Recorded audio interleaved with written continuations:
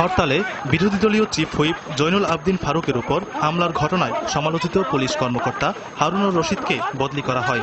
ওই ঘটনায় তখন শাস্তি দেয়া হলেও একই কর্মের জন্য এবছর পেলেন রাষ্ট্রপতি পুলিশ পদক। বিএনপি ওই ঘটনাকে পুলিশের রাজনীতিকরণ বললেও স্বরাষ্ট্রমন্ত্রী বললেন এটি কর্মক্ষেত্রে সাহসিকতার পুরস্কার। আমার বিবেচনায় আমি অসংখ্য ফোন পেয়েছি যে আপনি সাহসিকতার সাথে ভালোভাবে সত্যি কথাটা বলেছেন। এখন বিবেচনা করে দেখুন, যারা এমন সাহসিকতা দেখাবে ভবিষ্যতে তাদেরও পুরস্কার দেয়া হবে বলে জানান মন্ত্রী। সংশ্লিষ্ট পুলিশ অফিসার তার কর্তব্যের ডাকের বাইরে যে অবৈধ সমাবেশ এবং পরিবহন পড়ার যে আশঙ্কা ছিল সেটা বন্ধ করেছে।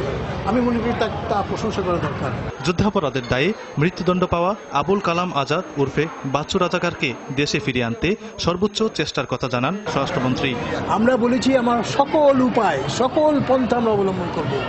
দ্বিপাক্ষিক আলোচনার ভিত্তিতে এটা হতে পারে, ইন্টারপোলের মাধ্যমে হতে পারে, আমাদের নিজস্ব প্রচেষ্টায় হতে পারে।